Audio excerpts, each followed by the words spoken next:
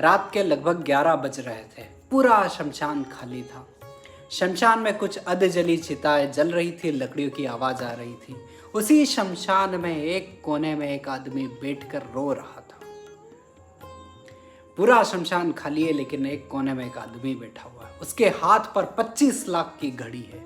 उसकी जेब में करोड़ों की संपत्ति के कागज है। पूरा शहर उस आदमी को सफल इंसान कहता है, लेकिन वो आदमी शमशान में बैठकर रो रहा है और बार बार एक ही बात दोहरा रहा है, महादेव महादेव, मुझे बस एक मौका और दे दो, मैं सब कुछ छोड़ दूंगा। तो आखिर ऐसा क्या हुआ ऐसे करोड़पति और ऐसे सफल इंसान के साथ कि वो शमशान में बैठकर रो रहा है और महादेव से बस रो रो कर एक ही बात कह रहा है। तो आज हम बात करेंगे ऐसे ही एक करोड़पति व्यक्ति की कहानी की। और ये केवल उस करोड़पति इंसान की कहानी नहीं है, ये हम सब की कहानी है। शहर के उस जाने माने करोड़पति का नाम था महेश।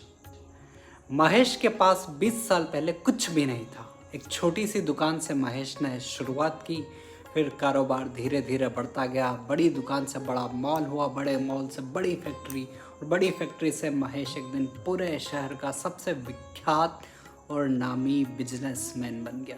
अब सब महेश से महेश की सफलता का राज पूछते हैं। महेश बताता मेहनत और सिर्फ मेहनत, लेकिन कोई ये महेश से नहीं पूछता कि इस मेहनत के लिए महेश ने क्या दाम चुकाया।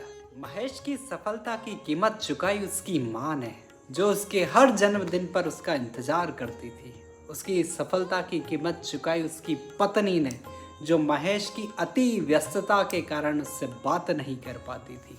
महेश की सफलता की कीमत चुकाई उसके छोटे से बेटे ने, जो अपने बचपन में पिता के साथ समय बिताना चाहता था। उसने केवल अपने बचपन में पिता की खाली कुर्सी और पिता की अनुपस्थिति अपने घर में देखी। एक दिन महेश अपने ऑफिस की मीटिंग में था, बहुत ज़्यादा व्यस्त था।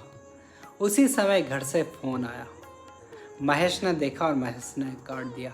2 बार फ़ोन आया, महेश ने फिर काट दिया। तीसरी बार फ़ोन आया, महेश ने फिर से काट दिया कि चलो कोई काम होगा फिर लगा लेंगे। जैसे ही मीटिंग ख़त्म हुई, महेश ने घर कॉल किया तो उधर से एक वाक्य सुनाई दिया जिसने महेश के पैरों तले ज़मीन खसका दी। उधर से फ़ोन आया कि आपके पिताजी थोड़ी देर पहले गुजर गए। महेश अब जैसे तैसे रोता बिलखता अस्पताल पहुंचा, लेकिन बहुत देर हो चुकी थी। किसी ने महेश से कहा कि आपके पिताजी आपके लिए एक लिफाफा छोड़ के गए। महेश ने जैसे ही वो लिफाफा खोला, उसके अंदर एक खत था। खत में लिखा था, बेटा मुझे तुम्हारी सफलता पर बहुत ज़्यादा गर्व है। गर्व से मेरा सीना चौड़ा हुआ। मैंने अपनी ज़िंदगी में सब देख लिया। तुम्हारी सफलता मुझे बहुत रास आई, लेकिन तुम्हारी सफलता तो मैंने देख ली, बस मुझे तुम्हारा थोड़ा सा वक्त और मिल जाता तो बहुत अच्छा होता। खत पढ़ने के बाद महेश को अपने करोड़पति होने का, अपने अति व्यस्त होने का बहुत ज़्यादा पछतावा हुआ।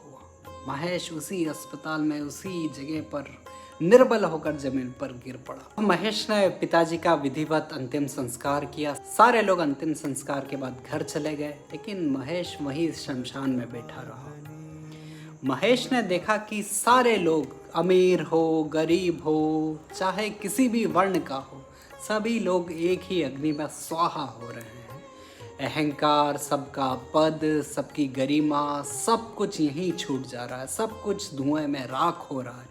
एक ही धुआं में सब राख हो रहे हैं। तब महेश को समझ में आया, उसने अपनी दुनिया बनाने के लिए, अपनी संपत्ति बनाने के लिए, जो कि यहीं रह जाने वाली है, उसके लिए अपने रिश्तों को उसने छोड़ दी। महेश को अपने छोटे से बच्चे को, अपनी पत्नी को, अपनी माता को और अपने पिता को, अपने पूरे परिवार को जो समय देना था, वो सारा समय महेश ने अपनी संपत्ति बनाने में, अपने काम में लगा दिया। और महेश ने जो गवा दिया है वो दुनिया की किसी भी संपत्ति से खरीदा नहीं जा सकता है। महेश को भीतर ही भीतर ये सोच कर, ये समझ कर, भीतर ही भीतर बिलक बिलक कर रो रहा है। तब महेश को अपने बचपन की एक बात याद आई। महेश ने बचपन में अपने पिताजी से पूछा था, पिताजी महादेव शमशान में क्यों रहते हैं? तब पिताजी ने उत्तर दिया था, महादेव शमशान में इसलिए रहते हैं ताकि मनुष्य को ये समझ आए कि जिस चीज़ को पाने के लिए, जिस पर वो घमंड करता है, अपनी पूरी ज़िंदगी लगा देता है संपत्ति बनाने में, वो सारी संपत्ति, सारा धन, सारा ऐश्वर्य, सारा पद, सारा घमंड यहीं रह जाना, इसी धुएं में सब स्वाहा होना है। ये देखो राख पड़ी है। फिर उसके बाद महेश ने महादेव से कभी कुछ मांगा नहीं, बस हाथ जोड़कर यही कहा, देव मुझ में इतना विवेक दो कि अगली सुबह जब मेरी आंखें खुले तो मैं अपने जीवन की अमूल्य, जो कभी लौटने वाली नहीं है, रिश्ते, मेरा बच्चा, मेरी पत्नी, मेरी माता, उनके रिश्तों को सबसे ज़्यादा महत्व दूँ। तो दोस्तों, महादेव आपको शमशान के नाम पर डराना नहीं चाहते, महादेव आपको जगाना चाहते हैं कि जिसके पीछे तुम अपना समय बर्बाद कर रहे हो, अपना सब कुछ गवा रहे हो, वो सब यहीं रह जाएगा, राख बन जाएगा। समय सबसे बड़ा धन है और रिश्ते तुम्हारी सबसे अमूल्य चीज़ है। अपने परिवार के साथ बैठिए, अपनी पत्नी, अपने माता पिता को समय दीजिए, अपने बच्चों को समय दीजिए।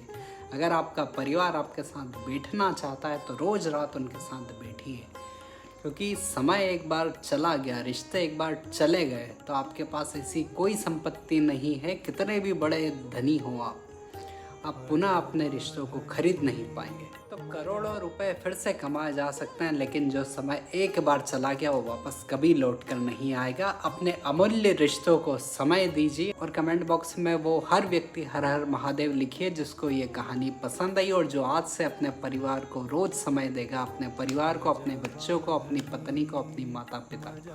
बोलो हर हर महादेव।